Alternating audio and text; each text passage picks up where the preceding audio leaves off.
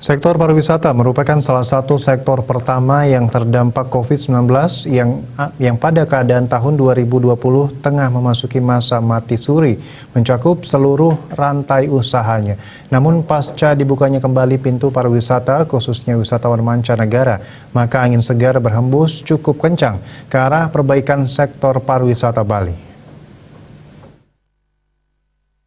Dwi Yustiani, statistisi ahli muda pada Badan Pusat Statistik Provinsi Bali memaparkan, di tengah keterpurukan pariwisata global saat masa pandemi COVID-19, terdapat satu pilar ekonomi yang akan memegang keteguhan perekonomian Indonesia di masa mendatang, yakni ekonomi kreatif.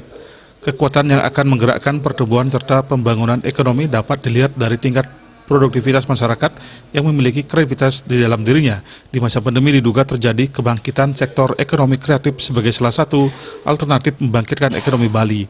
Bali menempati urutan ke-7 nasional sebagai penyumbang jumlah usaha industri pariwisata dan ekonomi kreatif yang mampu mengalahkan beberapa provinsi di Sumatera serta Indonesia Timur.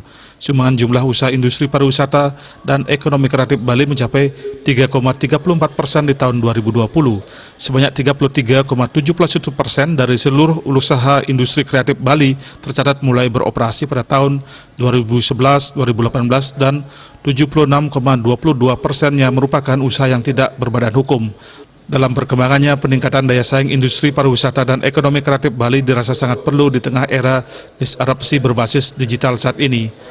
Hasil survei Kemenparekraf menyebutkan bahwa 36,71% usaha industri pariwisata dan ekonomi kreatif Bali memanfaatkan media sosial online dalam upaya melakukan promosi, masih lebih sedikit jika dibandingkan dengan wilayah DKI Jakarta.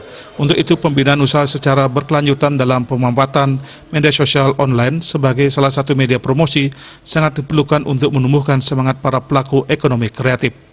Bali Pos melaporkan.